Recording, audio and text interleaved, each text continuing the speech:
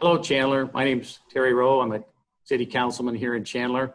And this COVID situation is kind of thrown the community for a loop. In fact, the whole country.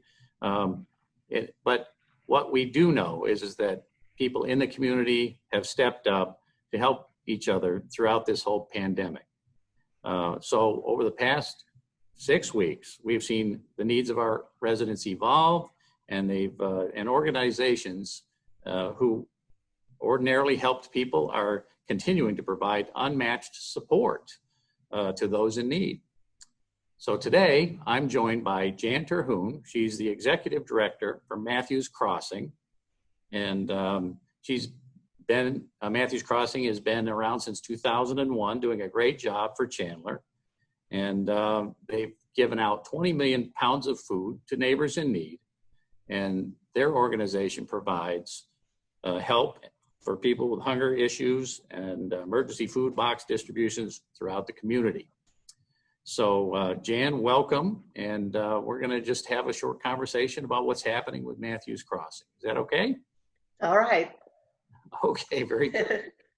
So let's talk a little bit about your process as far as where people go. There's two things: where people go to donate, and then where people go to pick up a food box. So I'll let you just say what those two things are. Sure. Early on with COVID and the social distancing issue being implemented, our food bank, which is located on Chandler, right around just north of Ray, was not adequate enough to really keep people safe. So we quickly deployed to 2541 North Arizona Avenue, which is an industrial plaza. And we now have a drive-through. So it's safe for everyone involved, volunteers, and our neighbors in need. So that was our first huge change. So if you need food, all you need to do is drive to that location each day from 9 to 11. Now, as it gets warmer, we'll be moving that earlier. But for now, 9 to 11, Monday through Friday, and that includes Wednesdays when we're typically open in the evening. Yeah, so let's talk, that's terrific. Let's talk a little bit about the volume of need for the emergency food baskets. I mean, can you give us some little picture of what that's like? Sure. I'll tell you that hunger relief, or those in need of hunger, really respond to kind of the happenings in the world and in the community. And so early on, when COVID and the stay-at-home order hit, our folks weren't those folks who could go to grocery stores and stock up. So our numbers really quickly doubled in the first week of the stay-at-home order. That has since retreated. On average, we're about pace each day with the number of folks coming to see us, but it spikes and it has some very lows. Like the most recent low was last week, and that was what we're guessing was the stimulus checks had arrived and people were able to buy food. But then it was back up this week. So on average, we see about 1.5 times what we typically would in a day's time. Okay, that is a lot. So on the other side of that, let's talk to you about donations and volunteerism. Has that improved for you in donations and people volunteering? Is there still a big need? Talk to us about that. Councilman Rowe, you won't believe how generous people are during these difficult times. We've seen people giving exponential gifts larger than they have in the past. Certainly people are asking to volunteer. And I often say that food banks have 3 really important resources: volunteers, food, and financial gifts. What we're challenged with on the volunteer side is keeping people safe. And we're as eager to get back to work as to our whatever normal was as anybody, but we really are asking people to stay home. Now, what we have done is, if you have been quarantining together and as a family or as a unit, we'll allow you to come with those that you've been quarantining with to help us pack emergency food boxes. But other than that, we're asking for volunteers to stay home.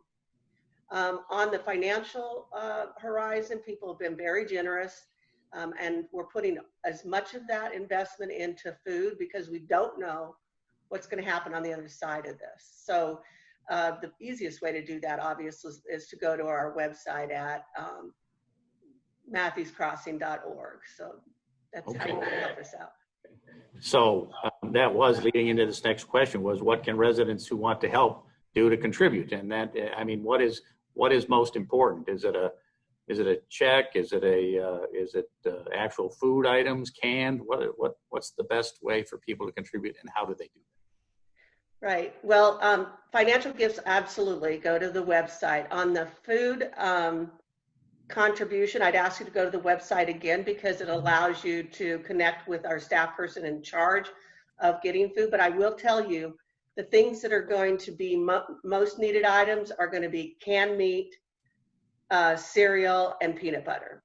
Two of those are protein sources, obviously, and we've never been able to keep cereal on the shelf for very often. I just want to talk about the importance of a financial gift at this time. When the overbuying started happening, retail venues had to back off and start limiting what people could buy.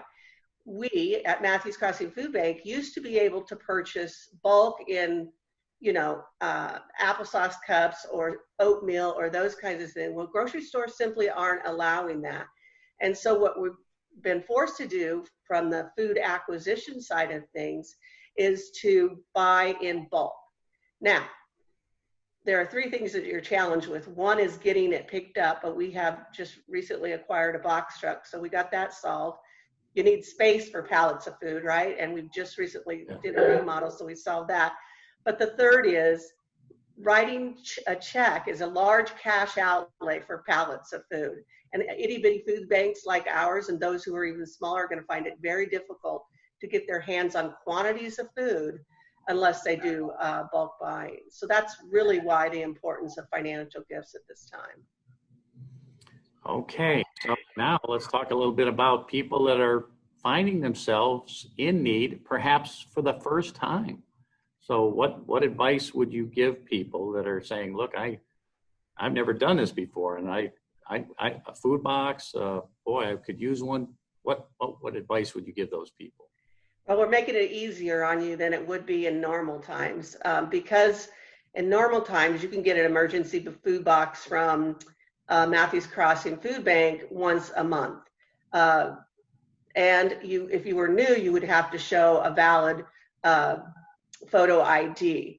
But as you know, social distancing and sanitation, we're not exchanging documents. So frankly, you have to show up in a vehicle, and you have to provide us with your name and address and your birth date. And that's all we're asking at this time. Now, as a stay-at-home order relaxes, that may change, but for now, that not exchanging documents is important so that we can keep everybody safe. And I will say, if you've never come to a food bank before, our emergency food boxes provide about 3 to 5 days of hunger relief, and they're hearty. And we just now see grocery stores getting back to allowing us to distribute perishables. So it's a temporary fix, but it's a good fix, and it lasts for a number of days. Okay, so Monday through Friday, and the hours are 9 to 11. And the address is 2541 North Arizona Avenue. It's actually at the intersection of Arizona Avenue and Palomino. And you go east on Palomino and you'll see our tents. It looks like a market or something. We have tents up to protect the volunteers and the food from the heat. So that's the parking lot for our partner at the Praise and Worship Center. Yeah. Well, Jan, thank you for taking the time to talk to Chandler residents a little bit about Matthews Crossing. And I mean, there's a number of great organizations here in Chandler that are doing great things, including Matthews Crossing. And so you all are doing your part. I'm glad that people are volunteering and being generous to help make that more possible. Let's put it that way. And so we are grateful to your partnership and dedication to our community. And thank you for being here today. And hopefully we see you soon, and we'll get a little tour. Okay? There you go. You got it. Thank you for All right. having me. You bet, Jan. Thank you so much.